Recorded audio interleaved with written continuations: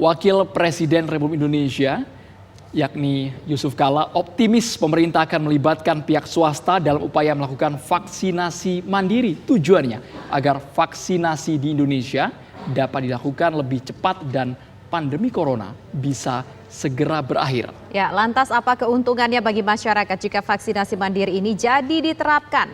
Langsung saja kita tanyakan kepada Bapak Yusuf Kala yang saat ini sudah bergabung bersama kami. Selamat sore Pak Yusuf Kala. Selamat sore, selamat sore. Baik, Pak, Anda bagaimana melihat vaksinasi saat ini? Apa kabar?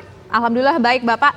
Apakah kalau misalnya kita lihat vaksinasi yang sekarang saat ini sudah mulai berlangsung, apakah urutan kelompok prioritas ini sudah tepat? Pertama dari tenaga kesehatan, kemudian kita lihat ada sejumlah ASN, kemudian juga terakhir ada pedagang, kemudian juga ada lansia, Pak. Apakah urutannya ini sudah cukup tepat, Pak?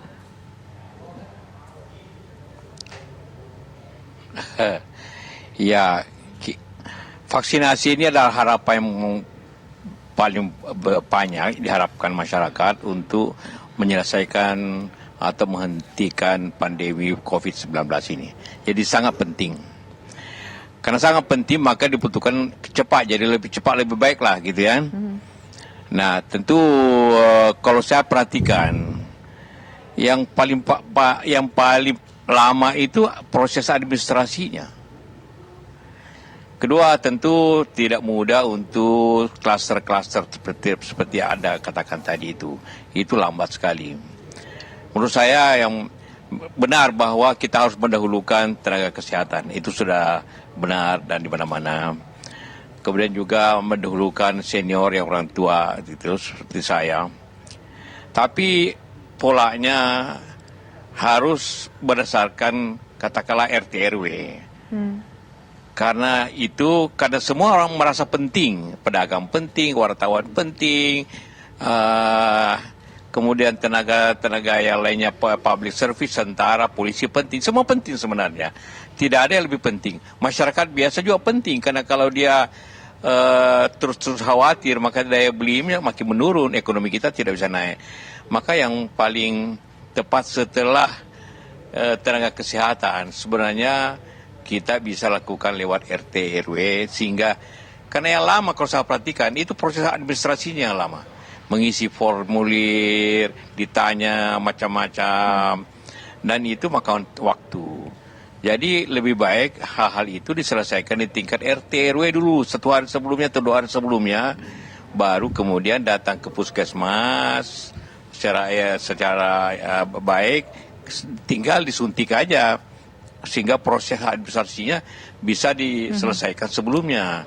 Itu baru kita bisa menjalankan. Karena jangan lupa, untuk menyelesaikan ini 1,5 tahun saja dibutuhkan 1 juta per hari. Sekarang baru kurang lebih 50.000. Ini awal-awal. Jadi dibutuhkan cara yang lebih massal untuk hal ini, yaitu lewat sistem kita, kemudian diselesaikan administrasinya lebih dahulu sebelum disuntik begitu. Pak JK, kalau untuk saat ini kita tahu bahwa pemerintah juga telah membuat pola atau skema mengenai penerima vaksin ini. Apakah dibutuhkan treatment khusus yang tadi Pak JK maksud? Konkretnya bagaimana agar akselerasi program vaksin ini bisa segera dilakukan? Memang ada pentingnya memang otoritas, khususnya tenaga kesehatan. Tapi kalau di luar daripada itu saya kira seperti rakyat biasa saja.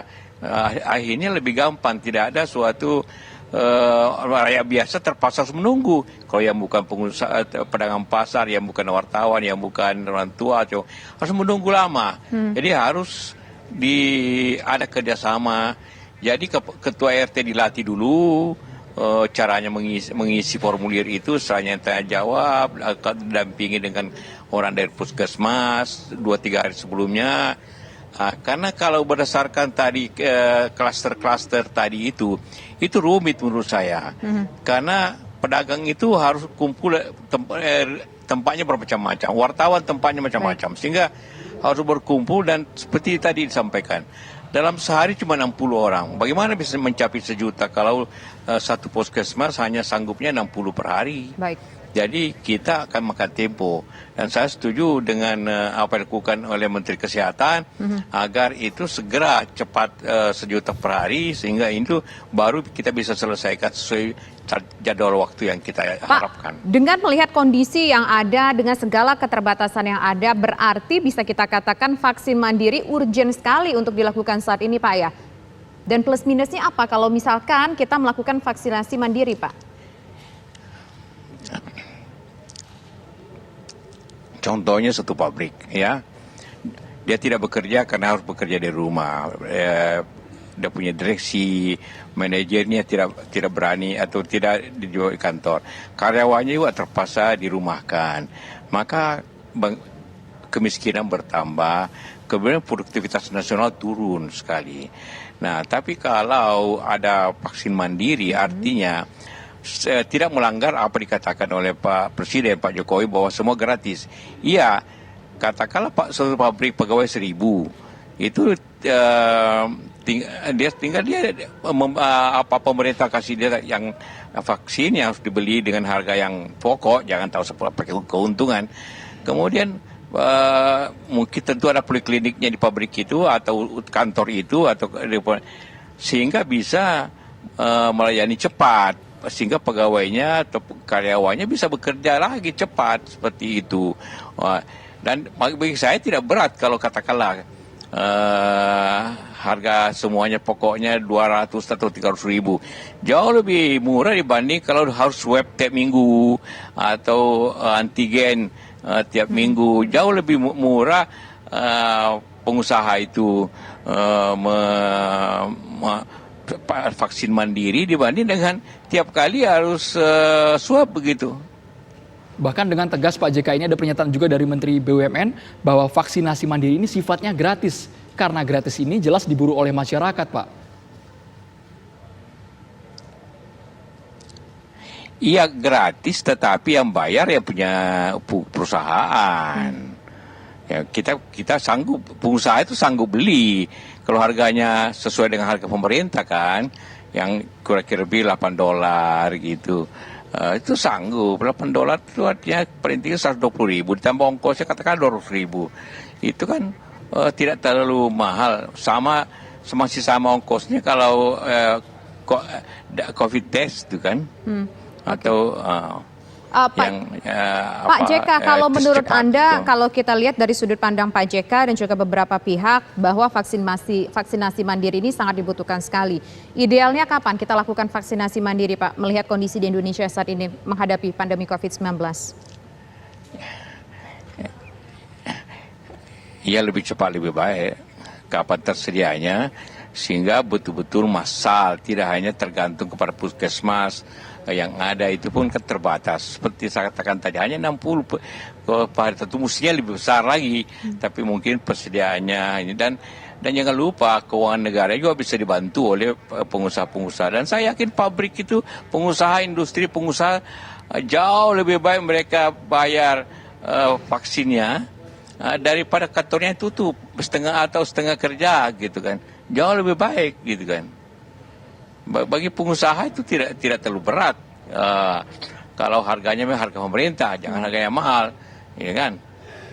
Kalau saat ini dari sudut pandang Pak JK, apa yang membuat pemerintah begitu alot seperti itu untuk segera memutuskan vaksinasi mandiri segera? Meskipun kita tahu kemarin bahwa ada sekitar 20 juta lebih vaksin sudah disiapkan sebenarnya. Saya kira pemerintah tidak alot, hanya menunggu waktu yang tepat dan juga harus jangan lupa petugas-petugas perusahaan juga harus dilatih dulu bagaimana caranya dan juga dipersiapkan dan juga mungkin logistiknya atau vaksinnya belum datang semua ya. Ini juga masalah logistik juga tetap jadi masalah.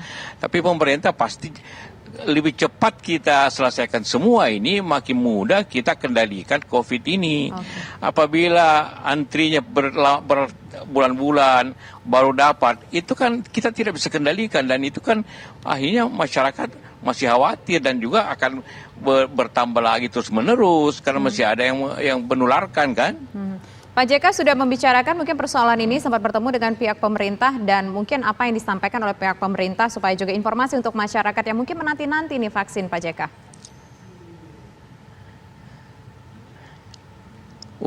Tentu saya sudah diskusi dengan beberapa menteri akan hal ini. Saran dari kita semua, dari saya dan juga dengan teman-teman pengusaha sudah bicara bagaimana mereka semua sanggup kok untuk terkecuali mungkin perusahaan-perusahaan kecil ya, tapi pengusaha-pengusaha yang penting itu, dan bagi dia yang sangat penting lebih murah atau lebih menguntungkan vaksin mandiri itu kepada seluruh karyawannya dibandingkan pabrik atau kantor tidak buka, kan? Baik. Terima kasih Lebih banyak memilih wakil. itu. Jadi kita sendiri ingin cepat gitu kan. Baik. Baik, poinnya sudah kita dapat. Terima kasih banyak Wakil Presiden RI ke-10 dan 12, Bapak Yusuf Kalla sudah bergabung di program Kabar Petang. Ya.